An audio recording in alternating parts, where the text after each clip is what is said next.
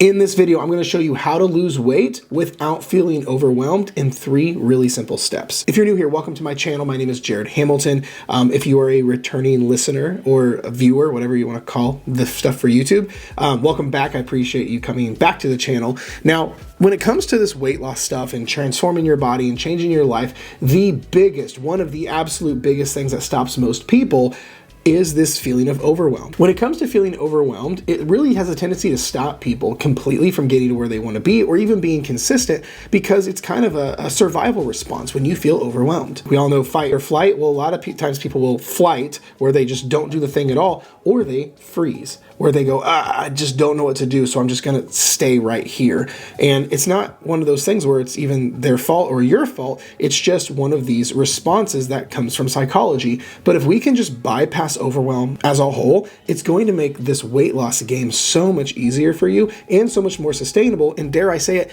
maybe you'll even enjoy the process a little bit. So let's not waste any time. Let's jump right in. Step number 1. Stop doing so much stuff. Look, for context, I've been working with people and coaching professionally for well over the last decade, and most people really overestimate how much stuff they have to do in terms of habits to get to where they want to be. You do not have to do as much as you think. You just have to be more consistent for longer than you think. The reality is you only need to change 1 to 3 habits max at any given time to start to see results. And most people that I've seen who have a tendency to be really overwhelmed on this journey are just doing too many things. They're following the keto diet while cycling their calories, while in a fasting window, taking 17 different supplements, while having a 18-part morning routine, while going to CrossFit 7 days a week, Zumba in the evenings, and then hit cardio in their free time while counting all the macros and trying to follow a low sugar diet. That's a lot of things. I don't blame you for being overwhelmed. But let's scale this thing back, because overwhelm is not a state to achieve anything in. And if we are going to make this game really sustainable and practical, we have to remove overwhelm entirely. So one of the easiest ways to get rid of overwhelm entirely is by doing less habits. Only do 1 to 3 habits at any given time. Now, we want to make sure these habits that you're doing are really practical and really effective, but you don't need to be overwhelming yourself with all of these different things and adding 18 different habits to your day-to-day. There's no way to not be overwhelmed with that. So scale back, only do 1 to 3 habits at any given time. Number 2, only do things that are completely sustainable. Another one of the major reasons people feel overwhelmed trying to lose weight is what they're doing is just not practical or sustainable for their life at all. Things like trendy diets, things like eating super low calories, things like doing too aggressive of workouts, things like following crazy protocols that there's no way you can fit it in a practicality with your busy life. Think of it this way. If your plan that you're following means you have to give up your favorite foods, is extreme, is making you feel deprived, is making you be crazy hungry, and is making you give up all the things you value most in your life, it's not sustainable. When it comes to really achieving fat loss results that never leave, it's not a matter of being more aggressive. It's a matter of how long can you go and how consistent can you be. The adage I think you should live by that I teach clients is, if you cannot do what you're about to do for the next 10 years, don't do it for the next 10 days. One of the biggest mistakes people make is they do something that they know will get them results now, that it's completely unsustainable, and then they think the weight's not going to just gain back whenever they stop that. So let's just say you cut out carbs. You cut out all the carbs in your diet, and then you lose 30 pounds. So what do you think is going to happen when you add those carbs back? You're going to gain all the weight back, and then probably then some, because of how deprived you were feeling. Or let's say you feel like 1,200 calories is the magic number for you. So you eat 1,200 calories a day or even less, you lose all the weight, but then you go back to normal, and then you're surprised that the weight comes back and then some. It's just how this game goes. It's because if you quit going to work, you wouldn't be surprised you quit getting paid. Or if you quit brushing your teeth, you wouldn't be surprised that cavity started to sit back in. This is why sustainability is such a big piece when it comes to permanent transformation, because you have to continue doing the same things that got you here. So audit what you're doing right now. So if you're following Optavia, could you do Optavia for the next decade?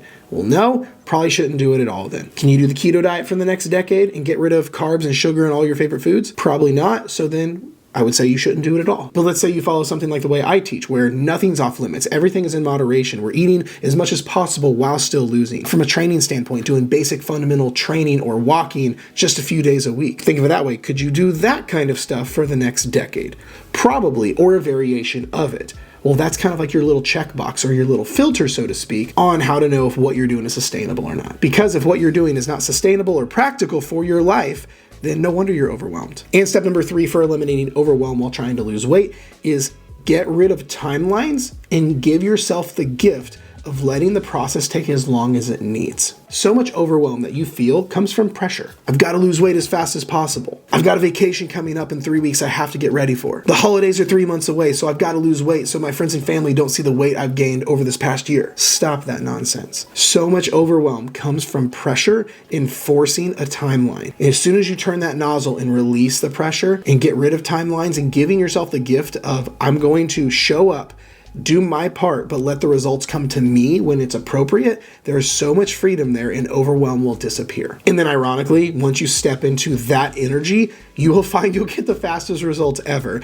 But we can't try to force that. Lots of pressure, lots of timelines, and lots of tightrope vibes is what's causing so much overwhelm for you. So along with the other 2 steps, if you eliminate and get rid of any sort of timeline, any sort of I should be losing more weight by now, any sort of pressure around when you should be losing, you'll notice the overwhelm will start to go away, and then your adherence and consistency will skyrocket. And then of course, results come with that too. All right, since you are still here, I will give you a bonus number 4.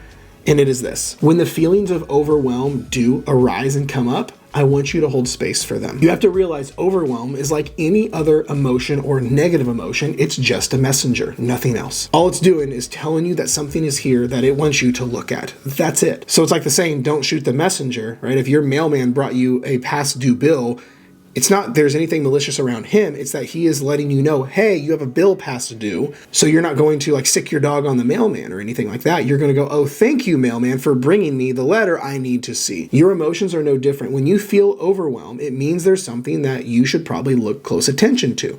Nothing wrong with overwhelm. It's overwhelm is trying to warn you about something. That's it. But too often it's our societal norm when we feel things we don't like overwhelm, fear, stress, worry, anxiety, these kind of things. We suppress them, we run from them, or we distract from them. That leads to emotional dysregulation, that leads to emotional eating, and that leads to a lot of bad stuff manifesting on the surface, like giving up, fuck it mentality, and then having a breakdown and burning out. And I don't want that to happen to you. But ironically, how we fix this is we just become a space of love for whatever comes up, including overwhelm. So next time you feel overwhelmed on your journey, before you rush to fix it, I want you to just sit with it and go, overwhelm, you're allowed here. Where is the overwhelm? And it's a lump in my throat. What's this mean?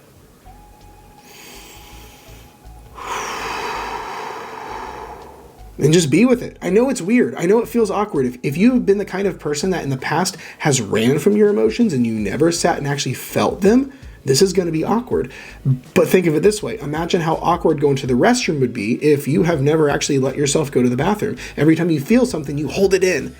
Well, that's going to, of course, cause all these problems. But what do we do now? You need to go to the restroom. You go, ooh, what's in needs to come out. And you go sit on the toilet, hold space. What is in comes out, you process it, you feel through it, and you flush it down the toilet because it's a normal part of eating food and drinking water all day. Well, you're a emotional human that goes through a very stressful and chaotic life in a crazy world. You are going to feel these emotions: stress, worry, fear, doubt, joy, happiness, gratitude, sadness, the whole Rolodex of positive and negative emotions. So if you do not allow yourself to feel all of them and regulate yourself through them, you're going to find you'll be becoming emotionally backed up. Overwhelm, in this case, may just be the one on trial, so to speak. So step number 4 is next time you feel these feelings of overwhelm, before you rush to fix them, I want you to sit with the overwhelm first. Now, I hope this was helpful. If it was, be sure and subscribe to the channel. Now, if you want a little bit more of a tactical plan on how to lose weight the right way without overwhelm, where it's simple, it's arguably easy, and it's completely laid out for you, I have a complete 3-month program called Project 90. It's a completely written 90-day program on simple, practical, and sustainable fat loss, so there is no overwhelm. When I designed this, I wanted to have a completely laid out 90-day plan. That way you know exactly what to do, when to do it, in the whole 9 yards for month 1, month 2, and month 3, but where overwhelm is not even in the picture. Like, you're probably going to look at this plan and go, this is too easy, this is too simple. But trust me, if you do it, it will change everything for you. And it's completely free. So I'm going to leave a link in the description box below where you can get a copy of it, and then I will send it right over to you. And with that, that is the end of today's video. Let me know if you need anything. I love you, and I will talk to you next time.